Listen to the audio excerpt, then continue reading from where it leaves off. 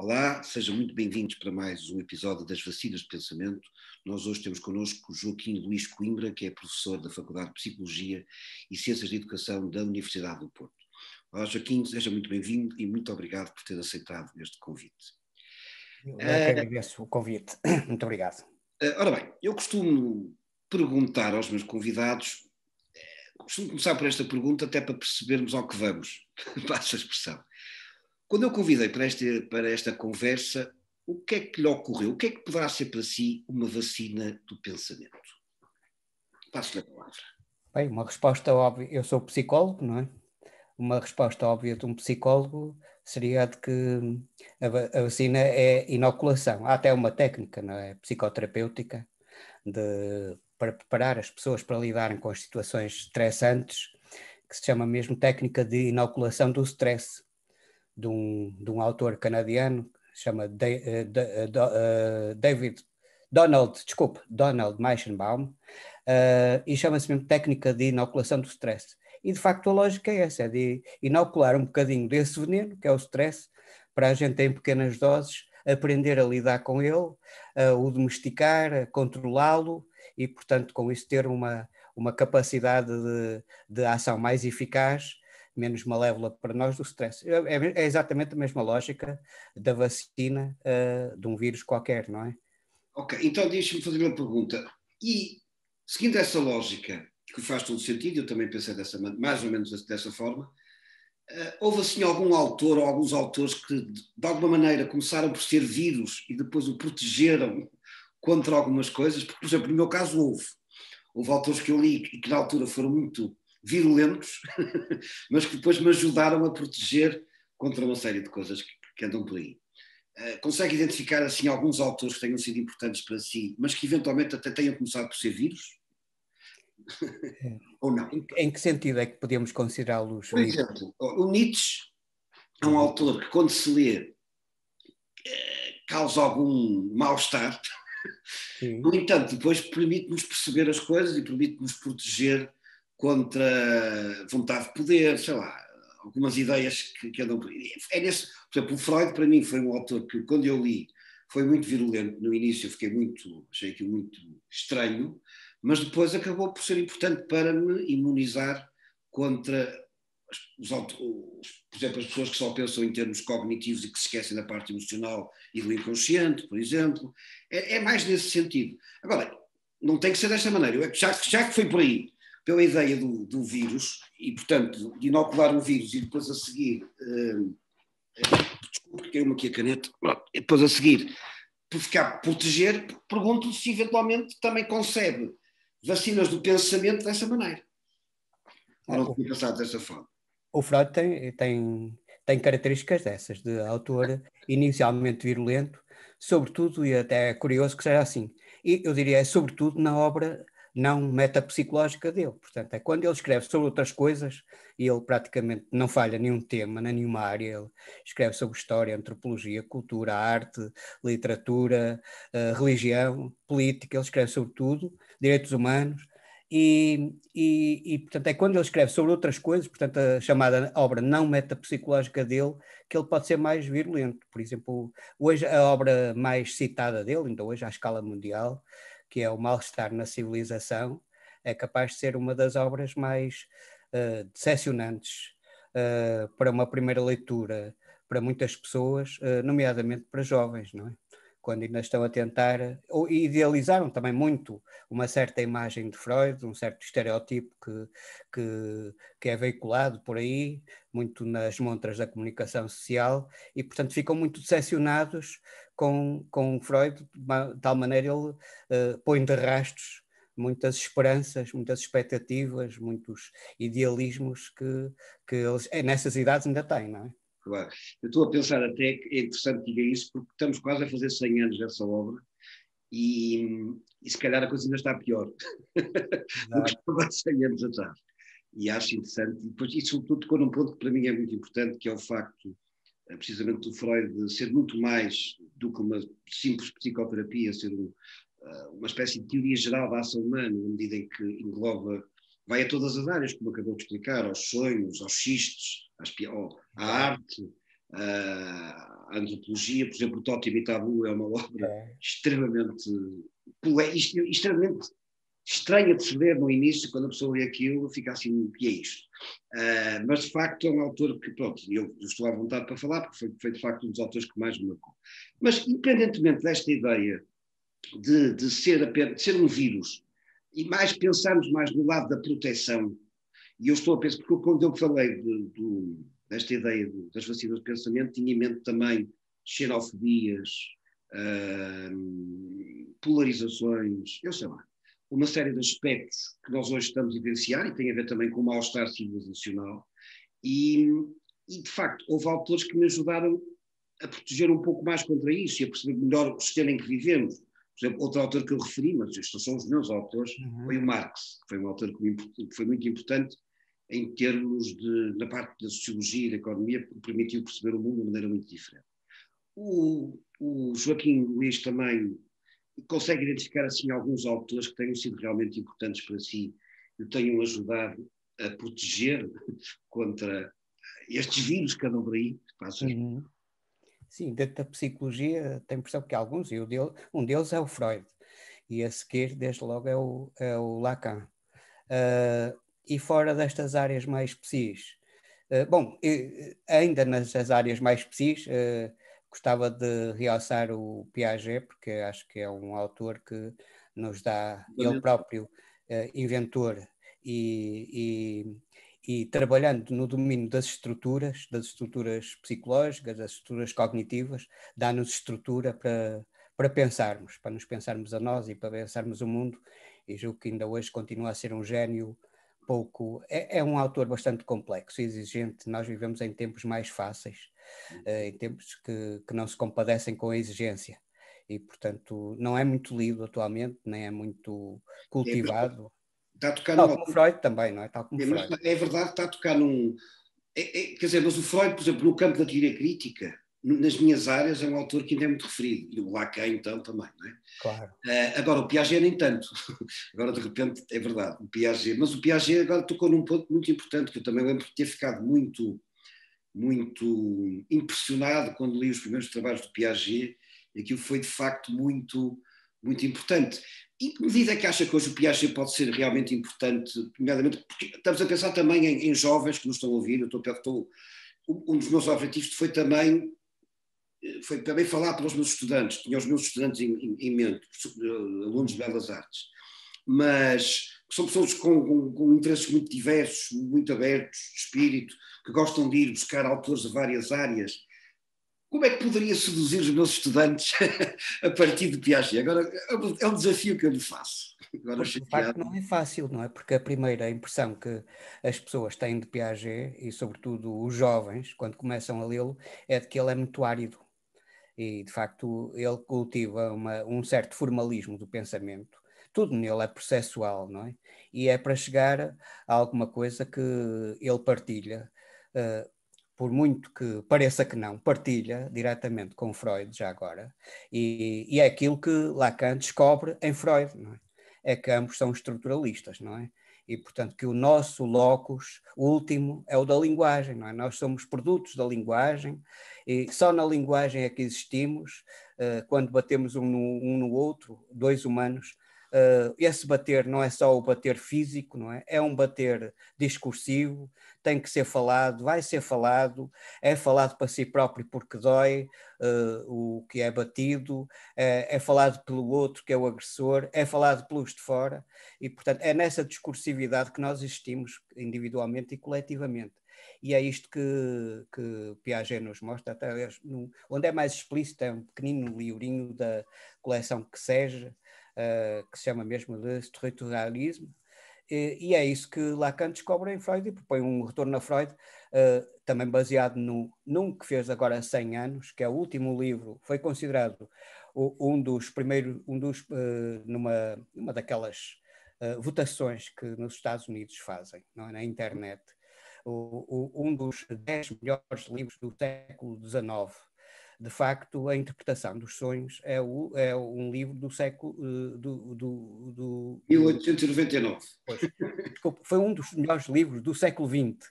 De facto... Mas a data é 1899, é engraçado, porque foi o último... É 1900, Dinis. Não é, não. Eu conheço porque eu li muito isso, pronto.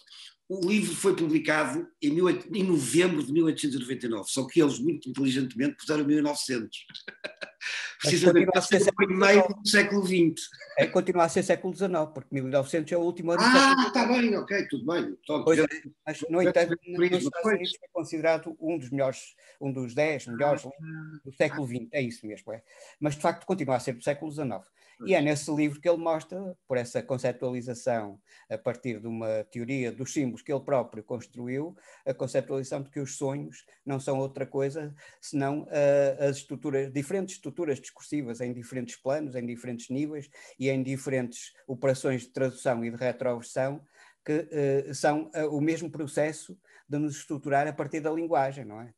E, portanto, nos dar uma forma textual, praticamente, não é? Uma do inconsciente, reprimido e que dificilmente vem cá acima, e um outro nível para o qual esse recalcado é traduzido, que é o nível manifesto, que é um outro texto, é numa outra língua, e que também convida e exige até uma decifração segundo regras próprias. Num caso e noutro, Piaget e o Freud mostraram-nos que somos seres de linguagem e não temos alternativa. Quer dizer, eu julgo que há bocadinho estava a falar num sentido tão existencial, não é? Quase de uma procura de uma essência do humano, que é um pouco toda a principal, não é? O principal objetivo da filosofia e da metafísica durante séculos e séculos, até ter chegado ao final do século XVIII e ao século XIX, e ter enterrado essa metafísica para tentar pensar o ser humano de uma outra forma, e justamente para nos pensar sem essência, não é? Com existência. Portanto, e essa existência é uma existência discursiva, sobretudo, não é? Eu estou a achar piada porque eu não tinha essa ideia. Primeiro, não tinha ideia que estava tão ligado ao Lacan, que tinha sido tão importante para si, esse lado estruturalista. E depois também esse lado existencialista. Portanto, está-me a fascinar por esse aspecto, porque eu não tinha ideia.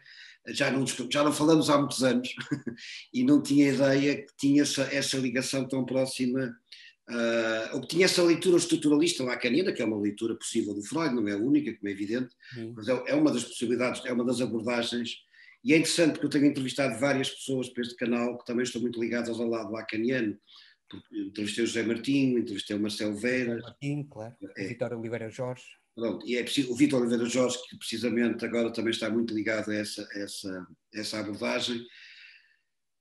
E pronto, também tenho entrevistado de outras áreas, mas não tinha essa ideia dessa sua ligação tão próxima ao estruturalismo. Portanto, nesse aspecto, surpreendente. Eu também ensino, não é? Eu ensino psicanálise, e ensino Freud a partir de Lacan.